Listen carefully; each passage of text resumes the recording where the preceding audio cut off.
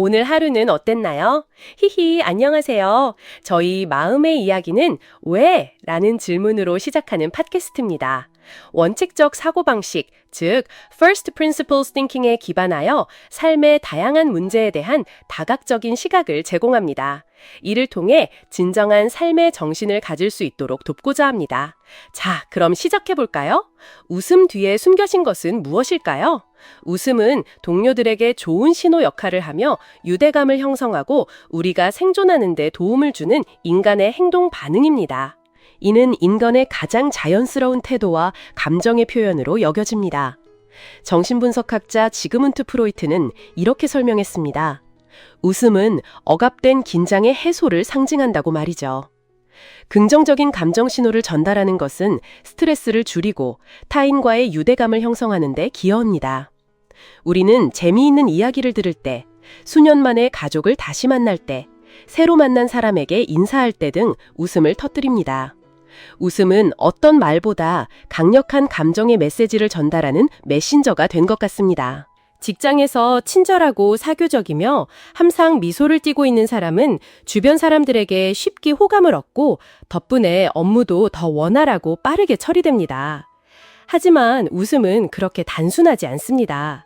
즐거우면 배를 잡고 깨르르 웃는 아이들과 달리 다양한 상황 속에는 여러 가지 의미를 지닌 웃음이 존재합니다. 1913년 응우엔 반빈, 위엔 반빈이라는 학자는 무조건 웃음이라는 제목의 글에서 베트남 사람들의 나쁜 습관이라고 여겨지는 점을 비판했습니다. 그는 이렇게 썼습니다.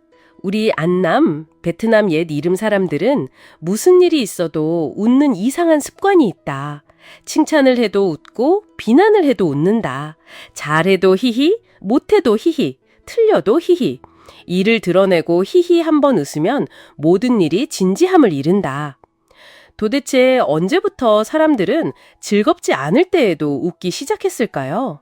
우리는 인내의 웃음, 속으로 웃는 웃음, 해학적인 웃음, 고통스러운 웃음 등을 가지고 있습니다. 결론적으로 웃음은 진짜 웃음과 가짜 웃음 두 가지로 나눌 수 있습니다. 즉, 자연스러운 웃음과 억지로 웃어야 하는 어색한 웃음이 있다는 것입니다. 자연스러운 웃음은 얼굴 부위의 두 근육이 동시에 활동하는 것과 관련이 있습니다. 첫 번째는 입꼬리를 조절하는 큰 광대근이고 두 번째는 눈꼬리를 조절하는 눈둘레근입니다. 따라서 우리가 진정으로 웃을 때, 즉 자연스러운 웃음을 지을 때에는 입과 눈이 함께 웃습니다. 프랑스 신경학자 기욤 벤자민 듀세는 이 현상을 처음으로 발견한 사람입니다. 듀세는 이 글에서 비유적으로 진짜 웃음을 눈으로 웃는 웃음이라고 표현했습니다. 반대로 사람들이 웃고 싶지 않은데도 억지로 웃어야 하는 모든 어색하고 가식적인 웃음은 큰 광대근의 활동만 관련되어 있습니다. 즉, 입만 웃고 눈은 웃지 않는다는 의미입니다. 하지만 실제로는 일상적인 대화에서 진짜 웃음과 가짜 웃음을 구별하기란 매우 어렵습니다. 그리고 그것은 정말 무서운 일입니다. 지금 여러분이 보고 계신 이 남자는 링킨파크의 메인 보컬인 체스터 베닝턴입니다. 겉보기에 평범하고 즐거워 보이는 이 사진은 그가 스스로 목숨을 끊기 몇 시간 전에 찍힌 것입니다. 우울증은 오랫동안 슬픔과 흥미 상실감을 가져오는 것이 특징인 정서장애로 알려져 있습니다. 어떤 환자들은 그러한 고민과 쌓인 슬픔을 겉으로 드러내기도 합니다. 하지만 만약 그 모든 증상들이 완벽하고 철저하게 감춰진다면 어떨까요? 그것 역시 무서운 심리 문제 중 하나입니다. 바로 웃는 우울증, 스마일링 디프레션입니다. 이는 고기능 우울증 또는 지속성 우울장애라고도 불립니다. 이것은 특별한 형태의 감정장애로 내면의 모든 생각과 진정한 감정들이 미소와 긍정적인 삶의 태도로 완벽하게 숨겨져 있습니다. 겉으로는 항상 낙관적이고 행복해 보이지만 환자 본인은 내면의 갈등과 싸우며 열등감, 죄책감, 그리고 미래에 대한 비관적인 생각에 시달립니다. 사실 웃는 우울증은 공식적인 의학용어가 아니므로 전문 자료에서는 찾아볼 수 없을 것입니다. 웃는 우울증이라고 불리는 이유는 한 사람 안에 두 가지 상반된 면을 보여주기 때문입니다. 증상들이 상당히 숨겨져 있어서 발견하기 어렵고 이로 인해 자신이나 주변 사람들에게 제때 도움을 주지 못하게 됩니다. 정신과 의사 응우옌 중 능히아의 책 정신과 의사의 뒷이야기에 다음과 같은 이야기가 실려 있습니다. 아침에 일어날 때마다 매우 무거운 느낌이 들었지만 양치하고 세수하고 옷을 갈아입는 것만으로도 각 활동에서 조금씩 에너지를 얻는 것을 느꼈습니다. 그것이 제가 차에 타고 회사로 갈 수 있게 해주었습니다. 회사에 도착해서 사람들을 만날 때면 마치 얼굴에 고정되어 있는 것처럼 미소를 지을 수 있었습니다. 주변 사람들과 즐겁게 웃고 농담을 나눴습니다. 아무도 제게서 이상한 점을 발견하지 못했습니다. 하지만 오후에 퇴근해서 차에 앉자마자 머리가 웅웅거리기 시작했고 그것이 곧 올 것을 알았습니다. 집 문에 들어서서 가방을 서둘러 내려놓자마자 몸의 모든 에너지가 빠져나가는 것 같았습니다. 저는 지쳐서 쓰러지고 싶었고 그 자리에 영원히 누워 다시 일어나고 싶지 않았습니다. 밤은 가장 무서운 시간이었습니다. 그때 당신의 마음속에는 무엇이 떠오르곤 하나요? 우울증을 겪는 사람들에게 이때는 부정적인 생각들이 떠오르기 시작하며 끊임없이 마음을 공격하지만 주변에는 그들을 보호해줄 아무것도 없습니다. 낮에는 다른 사람들이 옆에 있거나 그들을 산만하게 하는 일들이 있지만 혼자 있을 때는 그들은 그 어느 때보다 벌거벗고 취약해집니다. 그들은 숨막히는 칠흑 같은 밤 속에서 자신을 껴안고 혼잣말합니다. 괜찮아. 내일 아침에 다시 일어나 양치하고 세수하고 옷을 갈아입으면 돼. 우울증을 겪는 사람들이 항상 우울하고 고통스러워하며 고통과 피로, 절망, 죽고 싶은 마음, 모든 것에 대한 비관적인 태도를 보이는 것은 아닙니다. 그들은 마치 두 개의 삶을 사는 것 같습니다. 혹시 여러분이 지금 보고 있는 미소 뒤에 어떤 진실이 숨겨져 있을지 궁금해 본 적이 있나요? 자신의 고통을 겉으로 드러내는 사람들에게는 주변 사람들이 이해하지 못하고 이렇게 비판적인 말을 합니다. 왜 항상 그렇게 침울해 보여? 그렇게 부정적이면 아무도 너랑 친구하고 싶어 하지 않을 거야. 그렇다면 마음속 깊이 부정적인 감정을 완벽하게 숨기는 사람들은 어떨까요? 뒤늦게야 사람들은 분명히 즐거워 보였는데 한 번도 불평하거나 우는 걸 본 적이 없어 라고 의아해합니다. 외부인에게 항상 즐거워 보이지만 슬픈 사람은 이상하게 보일 수 있지만 그들은 바로 그 이상함이 사실은 정상적인 반응이라는 것을 알지 못합니다. 인도 철학자 크리슈나무 무르티는 이렇게 말했습니다. 병든 사회에 잘 적응하고 능숙한 사람이 과연 진정으로 건강한가? 이것은 우리가 흔히 정상이라고 여기는 것들이 실제로는 정상이 아닐 수 있으며 단순히 상상과 환상의 한 형태일 뿐임을 의미합니다. 세상 사람들이 정의하는 비정상이란 무엇일까요? 결혼 정년기가 되었는데도 결혼하지 않는 것은 비정상입니다. 동성에게 끌리는 것은 비정상입니다. 결혼 후 아이를 낳지 않는 것은 비정상입니다. 안정적인 직장을 다니는데 갑자기 사직하고 싶어 하는 것은 비정상입니다. 모든 것을 가졌고 완벽한 경력과 사랑을 누리는데도 우울증에 걸렸다면 그것은 더욱 비정상입니다. 손이 베이면 피가 나고 발을 밟히면 아프다고 소리 지르고 다른 사람에게 해를 입으면 분노를 느끼고 배신당하면 상처를 입는 것 등은 지극히 자연스러운 반응입니다. 이보다 더 정상적일 수는 없습니다. 하지만 이러한 정상적인 반응에는 다음과 같은 꼬리표가 붙습니다. 너는 스트레스 저항력이 너무 약해. 공인이라면 비판적인 의견도 받아들일 마음의 준비가 되어 있어야지. 다 컸는데 왜 아직도 철이 없어? 그렇게 점차 이러한 꼬리표들은 사람들로 하여금 스스로 움츠러들게 하고 자신의 진짜 감정을 숨기게 만듭니다. 그들은 점차 슬픔과 스트레스를 괜찮아, 난 잘 지내 라는 말로 대체할 것이고 외부인들은 그것이야말로 비정상이 아닌 것이며 받아들일 수 있는 것이라고 생각합니다. 과연 모든 괜찮아가 정말 괜찮은 걸까요? 과연 모든 잘 지내가 정말 잘 지내는 걸까요? 비정상이라는 두 글자는 가장 가혹한 사회적 낙인입니다.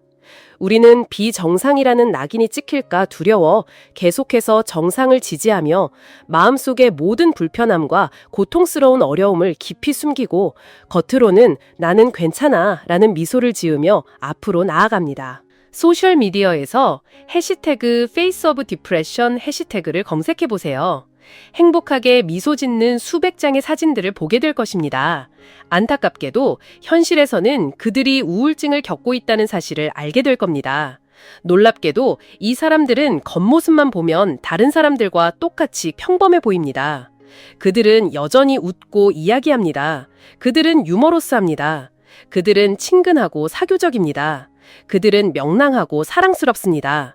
아무도 그들이 얼마나 많은 상처를 받았었는지 알 수 없습니다. 그때 저는 깨달았습니다.